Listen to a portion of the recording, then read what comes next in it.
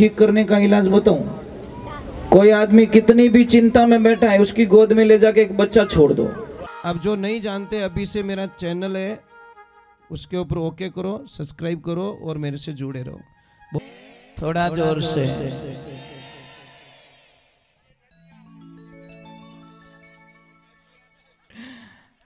देखो मेल तो बराबर हो गयो भाई, नदी तो है, गांव भी है ना। चलो राधे राधे, थोड़ा जोर से बोलिए।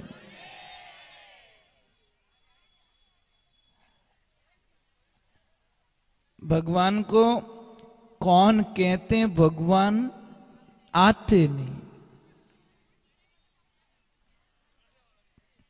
आगे तो सब जानते, हम मीरा के जैसे बुलाते नहीं।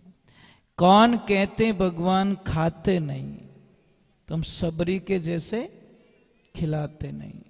कौन कहते भगवान सोते नहीं, यशोदा के जैसे सुलाते नहीं। अब देखिए ये छोटे छोटे बच्चे हैं, मतलब एक किरतार ने इनके रूप को देखिए। अब मतलब इनकी शक्ल हमको कभी नेगेटिविटी नहीं लगती, अच्छे ही लगते हैं। और एक बात और बोलूं आपको, बीमारी ठीक करने का इलाज बताऊं? कोई आदमी कितनी भी चिंता में बैठा है, उसकी गोद में ले जाके एक बच्चा छोड़ दो, वो एक बार तो कितनी समस्याओं से बाहर निकल जाएगा। क्योंकि छोटे बच्चे में इतनी एनर्जी, पॉजिटिविटी एनर्जी होती है, कितनी दुख दूर कर दी। यानी शक्ल में इतनी ताकत रिया करे टाबर। आपको पता है छोटे बच्चों में कितना अच्छा लगता है, कोई भी लेके चला जाता है बिना पूछे। कोई भी खेल रहा है, कोई भी उठाएगा, ये मुझे देना, मुझे देना, मुझे, बस भाव होने चाहिए। तो गोपियां प्रेम के सामने एक ध्यान रखना, प्रेम और ज्ञान दोनों साथ में नहीं चल सकते। शायद ज्ञानी पुरुष भगवान से दूर हो सकता है, पर प्रेमी भगवान से कभी दूर नहीं होता। थोड़ी आवाज बढ़ाओ, ये लाइफ में ध्यान रखें। इसीलिए ज्ञान क्या है? ज्ञान एक दीपक है, और दीपक को जलाइए, थोड़ा हवा का झोंका आएगा, दीपक बुझ जाएगा। और प्रेम एक मणि है, मणि को रखिए, कितनी भी हवा आने दो, उसकी लो वो बुझेगी नहीं। मणि कभी बुझती है क्या? राधे राधे, थोड़ा जोर से बोलो, राधे राधे राधे। क्या हुआ? हाँ, ये तो पता नहीं, कृष्णा जाने। मैंने ध्यान नहीं दिया, पता नहीं होगी, आज होगी कल होगी। थोड़ा तो था ही ध्यान रखो, होगा पूरी मैं ध्यान रखो तो है क्या? चलो कोई बात नहीं। हाँ चलो कोई बात नहीं, आज भी मान लो, कल भी मान लो, आपने तो मान लो। हाँ बस मानना चाहिए। और एकादशी का तो आप सबको पता ही है कि चावल उपयोग में नहीं लिया जाता, चावल नहीं खाने चाहिए। कल है। तो देखिए ज्ञान और प्रेम के बीच में उद्धव जी पराजित हो जाते हैं। उनको अहंकार था किस बात का? कि मैं इतना ज्ञानी पुरुष हूं कि मैं गोपियों को समझा लूंगा, वहां के लोगों को मैं समझा लूंगा। पर वो तो प्रेम के प्रतीक थे, इसलिए वहां पे ज्ञान का प्रभाव नहीं पड़ा और उनकी चले नहीं।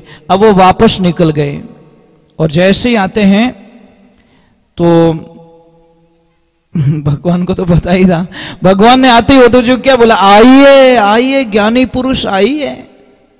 तो उद्धव जी को झटका लगा कि एक तो बटे मैं ऑलरेडी पराजित हो चुका हूं, और थाई तानो मारो मने, मतलब ऑलरेडी मैं वहां पे दुखी होके आया हूं कि मैं हार गया वहां पे, और आप भी आगे वही मौको रखो। एक तो भाई दी बुझाने की कोशिश करें था, पेट्रोल और डब्बो ने को तो भाई दिक्कत बुझी। तो भगवान ने उनको बोला कि 2 मिनट के लिए आंखें बंद करो। तो आंखें बंद की, 2 मिनट हुआ, बाद में बोले कि अवधूत जी आंखें खोलो वापस।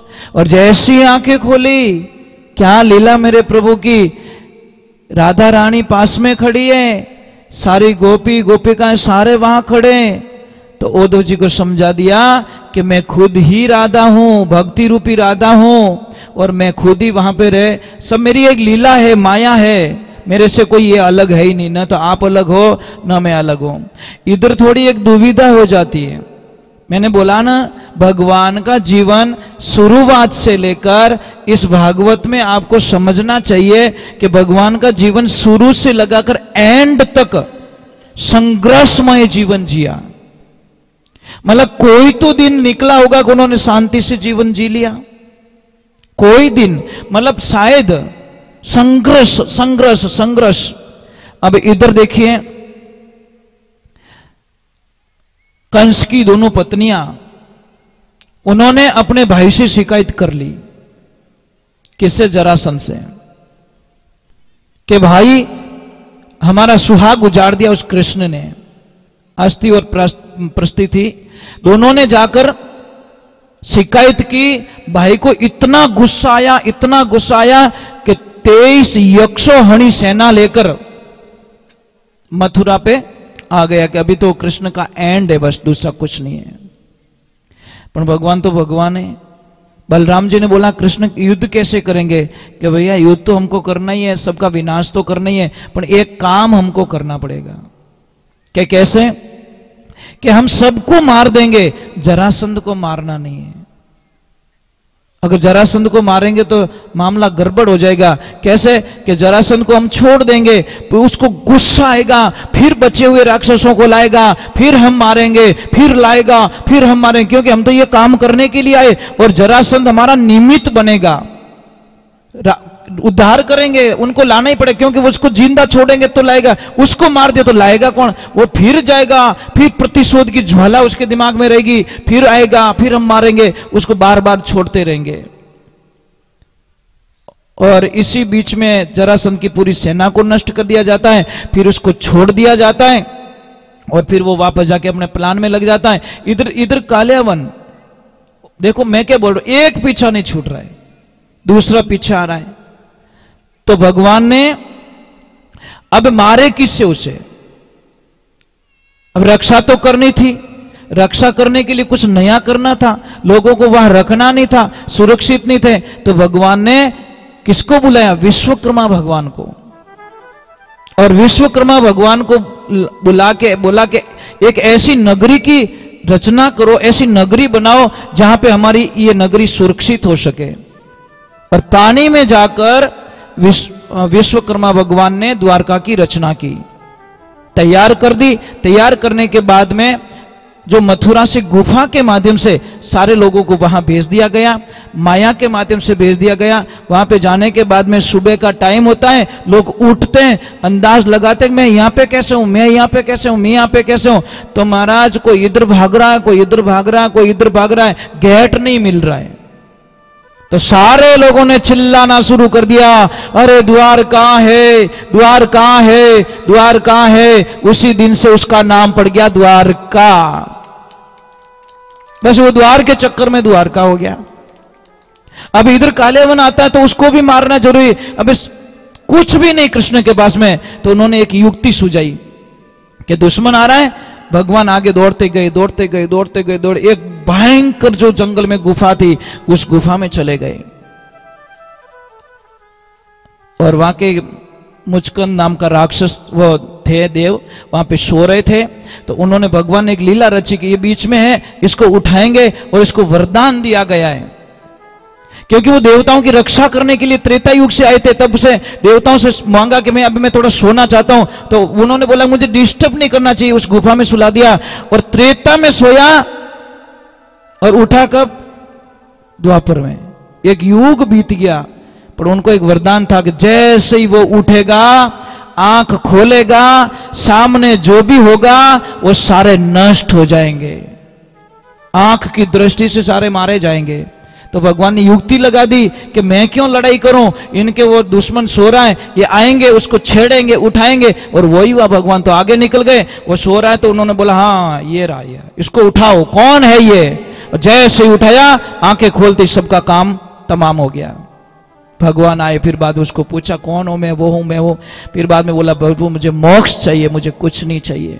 फिर भगवान वहां पे उनका मोक्ष करते हैं। तो भगवान की लीलाएं कितनी गाएंगे हम लोग, कितनी लीलाएं, किसको कहूं, कहां लग वर्णूं। भगवान की लीला गाते गाते गाते गाते हमारे जीवन काल का अंतिम समय आ जाएगा, पर हम भगवान की लीला नहीं गा सकते। राधे, थोड़ा जोर से बोलो, आवाज नहीं आ रही पीछे से। एक मेरी प्रार्थना रहेगी, करोगे? आपको हमेशा खुश रहना है? सुबह से लगा शाम तक एकदम खुश रहना चाहते हो? पक्का? तो मैं आपको एक तरीका बताता हूं। सुबह उठते ही एक तो किसी का मुंह मत देखा करो। तो बच्चे कई लोग बोले कि महाराज कहीं भीत देखो। भाई कोई जो नेगेटिविटी वाले हमको ऐसे ही प्रश्न करते तो देखो कहीं। अरे मैं ये नहीं कह रहा हूं हेमुटो ही नहीं देखना, मेरी बात पूरी नहीं होती तब तक तो काम चला देती सरकार। सुबह उठते ही 2 मिनट के लिए अपने बिस्तर पे बैठ जाओ। अगर आप उत्तर दिशा में सिर करके सो रहे हो तो साहब बड़ी बीमारी के कारखाने बन जाओगे आप। पश्चिम दिशा में आपका सिर होगा तो भी आपको एनी टाइम कुछ न कुछ नुकसान होगा। आपका सिर होना चाहिए पूर्व या दक्षिण। समझ में आ रहा नहीं? या तो दक्षिण में मुंह करके सिर करके सोना चाहिए, या फिर आपको पूर्व दिशा में जिधर से सूर्य भगवान निकलते हैं उस दिशा में सिर करके सो। आपकी बहुत अच्छी समस्या खत्म हो गई। एक जो घर में पिलर होता है, आडो पिलर हमें नहीं, ये क्या कहते हैं उसको, बीम, बीम, उसके नीचे कभी मत सोया कीजिए। पलंग के नीचे कोई चीज नहीं होनी चाहिए, नहीं तो पति और पत्नी के बीच में एनी टाइम झगड़ा होता रहेगा। बजने वाली चीज बिल्कुल पलंग के नीचे अलाउ नहीं है, ये ध्यान रखना। हमारी आदतें क्या, वो बॉक्स वाला आ गया, कुछ कुछ भर देते उसमें। बच्चे क्या हमारे घर में शांति को नहीं, शांति को ही थारे शांत तो ही नहीं रहे, क्यों कितनी चीजें भरियोड़ी पलंग रे मायने। आप बिस्तर डाल सकते हो वहां से ज्यादा, परंतु पलंग के जो नीचे की जो साइड होती है वो एकदम नीट एंड क्लीन होनी चाहिए। जितनी पलंग नीचे से साफ सुथरा रहेगा उतनी ही घर में शांति रहेगी। अगर पति और पत्नी दोनों के बीच में छोटी छोटी बातों पे झगड़ा हो रहा है तो कुछ मत करो, हंस और हंसनी का जोड़ा वाला फोटो आप अपने रूम में लगा दीजिए दीवार पे। उठते ही वो जोड़ा दिखे, आपके दोनों प्रेम के प्रतीक बन जाओगे। अगर किसके घर में धन की कमी है तो सिंगल हंस का जो पोज आता है, फोटो आता है, आप बोलोगे फोटो से क्या होगा? फोटो से बहुत कुछ हो जाता है, आप कल्पना नहीं कर सकते। सिंगल हंस का जोड़ा आता है, सिंगल हंस, डबल नहीं होना चाहिए। जिसको धन की कमी है वो सिंगल हंस, उसको पूर्व और उत्तर की दीवार पे बीच में आप कहीं पे भी लगा सकते हो, बैठक रूम में लगा सकते हो, अपने हॉल में लगा सकते हो। या फिर परिवार में छोटी छोटी बातों पे झगड़ा होता है तो पूरे परिवार की एक फोटो खिंचवाओ, पूरे परिवार की, छोटे बच्चों की, आपकी, पर 1 सेकंड के लिए मुस्कुरा जाना, और नहीं हंसना हो तो कोई गिली गिली कर दीजिए पड़ोसी, ताकि वो 1 सेकंड के हंस जाए और फोटो। एक ध्यान रखिए, कैमरा होता नहीं, कैमरा कभी झूठ नहीं बोलता। एक कोई दादाजी फोटो खींचा, फोटो वाला के हटे तो कि कहीं रियो कि तने 1 रुपयो नहीं दूं, कि क्यों, कि मारो फोटो एडो क्यों आयो, जने वो फोटो वाला क्यों, दादा मैं फोटो खींचो ने, जने पाडा जीव थे उबा, मैं को उबो नहीं, मार कैमरा रो कहीं कसूर, जैसा था वैसा कैमरे ने पकड़ लिया। तो एक ध्यान रखे, 1 सेकंड के लिए हंस जाओ, सबका मुस्कुराता हुआ फोटो आना चाहिए। और वो फोटो बड़ी फ्रेम में मंडाकर आपके मेन हॉल में आप लगा दीजिए। आप लगा के मुझे वापस बोलना कि गुरुजी हमारे घर में देखो ऑटोमेटिकली शांति हो गई है। आप कल्पना, पर फोटो सब हंसतोड़ा आना चाहिए, नहीं तो 2-4 दिन पहले प्रैक्टिस करो, ट्यूशन जाओ हंसने के लिए। सिंगल हंस का फोटो लगाइए। और नंबर एक, दीवार घड़ी कभी भी घर में बंद नहीं होनी चाहिए, नहीं तो आपके धंधे की बर्बादी निश्चित है, कोई दुनिया की ताकत नहीं टाल सकती। अगर दीवार घड़ी बंद आ रही है तो आपको धंधे में, आपके जीवन की गति को रोकेगी दीवार घड़ी। कई लोग क्या करते हैं, अब घड़ी यहाँ करे बाबड़ो कांटो पाछो जावे क्यों छेल बड़ी उड़ो और घनी ताकत करे मैं जाना चाहूं पण वो क्या है ही कोनी पावर पाछो आधो पछी के मारे धंधा रे माने अचानक असर आ गयो आणो ये महाराज घड़ी बंद पड़ी है घर पे। और घड़ी तो एक बहुत धंधे की प्रतीक होती है। अगर घर के सामने ये जो मोरपंखी आती है ना, मोरपंखी पौधा, अगर वो दोनों तरफ लगा दो ना, आप कल्पना भी नहीं कर सकते। आप 2 गमले लगा दीजिए आप। अब बहुत बगीचा में आती है जी बहुत सारा पौधा, मोरपंखी आती है मस्त एकदम, विद्या की देवी कहते हैं उसको हम, क्या कहते हैं। हाँ, हम बच्चे थे तो हमारी दुख में उसका पत्ता तोड़ के रखते थे, है ना, वो विद्या की देवी। वो दोनों तरफ, एक इधर लेफ्ट और एक राइट, बाहर निकलते हैं ना, तो उनका दर्शन कीजिए। देखिए ये पेड़ पौधे होते हैं, इतनी ताकत होती है इनमें, कल्पना नहीं कर सकते हो। अगर किसी भी, मुझे दादाजी ने कल एक प्रश्न किया था कि गाय भैंस को जब वो डिलीवरी होती है तो उनको कई बार फूल की प्रॉब्लम हो जाती है, समस्या आ जाती है, बहुत पैसा खर्च करना पड़ता है, बेचारी तकलीफ होती है। तो आपको नॉर्मली इलाज बताता हूँ, बड़लो आवे ना, बड़लो कहीं के वो वट वृक्ष का, मैं हिंदी में बोल देता हूँ क्योंकि बाहर भी देख रहे लोग, वट वृक्ष का जो पौधा होता है उसकी 5 से 250 ग्राम पत्तियां ले लो आप, हरी पत्तियां, उसको मिक्स करके 100-150 ग्राम देसी गाय का घी उसमें मिलाकर 1-2 चम्मच हल्दी डाल के उसको खिला दीजिए।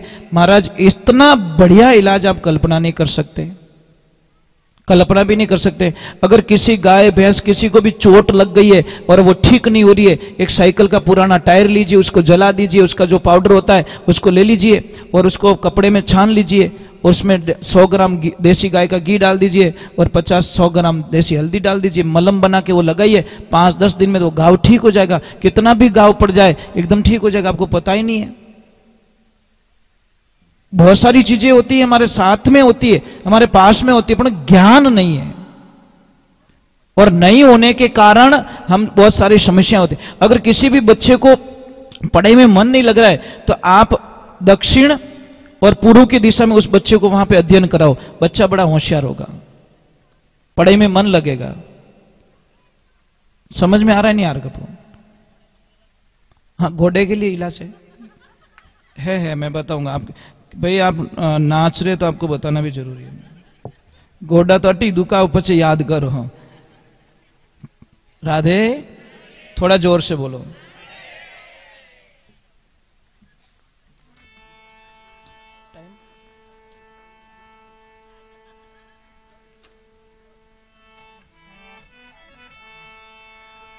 मेरे साथ में गाना है, जब भगवान दिखते नहीं है तो भगत में क्या बीत रही, देखो। बोलिए कृष्ण कन्हैया लाल।